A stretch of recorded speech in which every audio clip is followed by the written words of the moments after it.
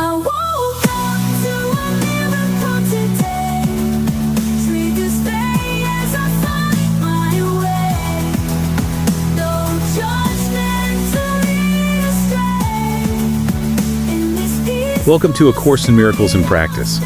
This is where we really dig into the teachings of the Course, seeing them not just as ideas, but as something we can actually live day by day. Yeah, absolutely. We're really walking this path with you, asking the questions, noticing maybe where we get stuck, where that resistance pops up, and finding our way back to that peace that's, well, always been there. And you can join the conversation. Find us on TikTok and YouTube. We're at the World Harmony Project.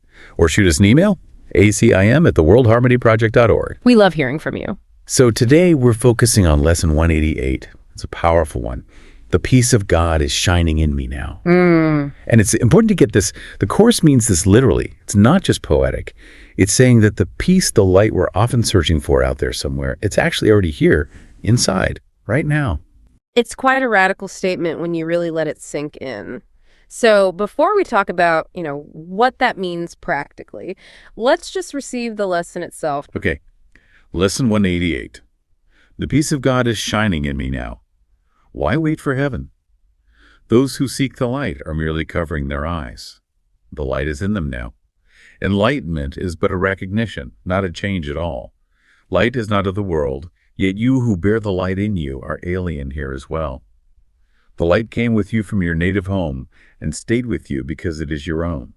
It is the only thing you bring with you from Him who is your source. It shines in you because it lights your home and leads you back to where it came from, and you are at home. This light cannot be lost. Why wait to find it in the future, or believe it has been lost already or was never there? It can so easily be looked upon that arguments which prove it is not there become ridiculous. Who can deny the presence of what he beholds in him? It's not difficult to look within, for there all vision starts. There is no sight, be it of dreams or from a truer source, that is not but the shadow of the seen through inward vision. There perception starts, and there it ends. It has no source but this. The peace of God is shining in you now, and from your heart extends around the world. It pauses to caress each living thing, and leaves a blessing with it that remains forever and forever. What it gives must be eternal. It removes all thoughts of the ephemeral and valueless. It brings renewal to all tired hearts, and lights all vision as it passes by. All of its gifts are given everyone, and everyone unites in giving thanks to you who give, and you who have received. The shining in your mind reminds the world of what it has forgotten, and the world restores the memory to you as well. From you, salvation radiates with gifts beyond all measure, given and returned. To you, the giver of the gift, does God Himself give thanks. And in His blessing does the light in you shine brighter, adding to the gifts you have to offer to the world. The peace of God can never be contained. Who recognizes it within himself must give it, and the means for giving it are in his understanding. He forgives because he recognizes the truth in him. The peace of God is shining in you now, and in all living things. In quietness is it acknowledged universally, for what your inward vision looks upon is your perception of the universe. Sit quietly and close your eyes. The light within you is sufficient. It alone has power to give the gift of sight to you. Exclude the outer world and let your thoughts fly to the peace within. They know the way. For honest thoughts, untainted by the dream of worldly things outside yourself, become the holy messengers of God Himself. These thoughts you think with Him, they recognize their home, and they point surely to their source, where God the Father and the Son are one. God's peace is shining on them, but they must remain with you as well, for they were born within your mind, as yours was born in God's. They lead you back to peace, from where they came, but to remind you how you must return. They heed your Father's voice when you refuse to listen, and they urge you gently to accept His word for what you are, instead of fantasies and shadows. They remind you that you are the co-creator of all things that live. For as the peace of God is shining in you, it must shine on them. We practice coming nearer to the light in us today. We take our wandering thoughts and gently bring them back to where they fall in line with all the thoughts we share with God. We will not let them stray. We let the light within our minds direct them to come home. We've betrayed them, ordering that they depart from us. But now we call them back and wash them clean of strange desires and disordered wishes. We restore to them the holiness of their inheritance. Thus are our minds restored with them, and we acknowledge that the peace of God still shines in us, and from us to all living things that share our life. We will forgive them all, absolving all the world from what we thought it did to us. For it is we who make the world as we would have it. Now we choose that it be innocent, devoid of sin, and open to salvation, and we lay our saving blessing on it, as we say. The peace of God is shining in me now. Let all things shine upon me in that peace, and let me bless them with the light in me. What really jumps out for me right away is that first core idea, this peace, God's peace. It's already here, in us, like right this second. It's not something you build up to. The Course keeps saying enlightenment isn't about changing into something. It's about recognizing what's already true, remembering. Yeah. This light, the lesson calls it our source, right? It emphasizes it can't be lost. It didn't go anywhere. It's part of what we are, always there, unbreakable. And it's not just like a private internal thing either. The lesson really stresses how this peace naturally moves outward, doesn't it? It radiates. It does. It's like a fundamental principle here. What you genuinely extend from that place of peace, it just naturally comes back. It's a flow. So how do we extend it? The lesson mentions forgiveness. Yes. Forgiveness is the means for giving it, as it says. And, of course, forgiveness isn't about saying bad stuff is okay. It's more about releasing the world and ourselves really from the weight of our judgments about it. So you're not trying to fix everything out there. No, not directly. You're shifting your perception from the inside out, releasing the interpretations that cause the pain. Okay, so it all comes back to where we focus our inner vision, as the lesson puts it. Our whole experience hinges on that inner focus, not necessarily the external circumstances. Precisely. What we see inwardly shapes the universe we experience. Thinking about recognizing this deeper reality. That scene in the Truman Show always comes to mind for me. Remember when his little boat hits the wall? The painted sky. Oh, yeah. That's such a perfect image for this. He's in this world, completely constructed, feels totally real, and then clunk, he hits the edge of the illusion. It's so powerful because it captures that feeling, doesn't it? That sense of waking up. Truman had this nagging feeling, this intuition that something wasn't quite right, even though everything looked normal. Right. Everyone's playing their part. The world seems consistent. But something inside him, that inner knowing, kept pulling at him. And that's exactly what this lesson is pointing to, isn't it?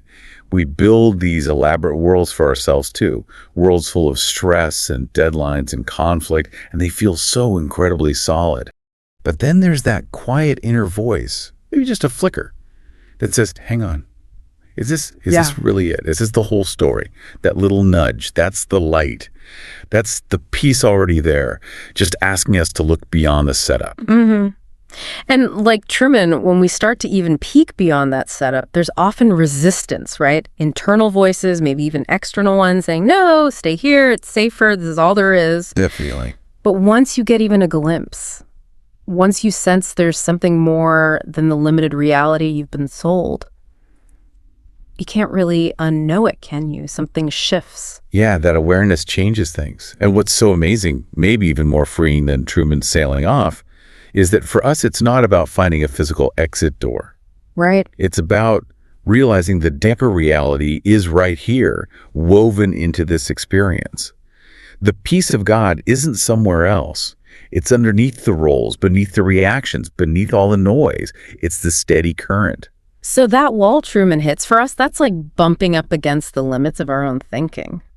The moment we realize, wait, this fear I feel, this anxiety, it doesn't define reality. It's just the edge of my current perception. Oh, okay. I see that. The light, the peace, it's been here all along. The Course and lessons like this one are just helping us gently find the way back to recognizing it. That actually leads perfectly into a question we got from a listener. It really hits this practical level. They wrote in saying, I was on social media and saw someone ask an honest question and get jumped on, basically. Lots of nasty comments calling them stupid, questioning their character, just mean stuff. Oof, yeah. That happens far too often. Right. And the listener said, That stuff makes me sad. I feel for the asker, and I get this urge to post something back, counter the negativity, or tell the commenters to be more civil. Then they ask, how do I handle the situation through the light in me instead? Wow. Well, first off, thank you for sharing that and just noticing that pain, feeling that empathy for the person asking the question, wanting to offer something kinder. That is the light in you responding. That's direct evidence. Yeah. That feeling isn't weakness. It's your true nature saying there's another way. It shows the peace of God is shining in you already. That makes sense. And the question really highlights the tricky part, doesn't it? It's not just if you should post or not. It's about the why, the motivation.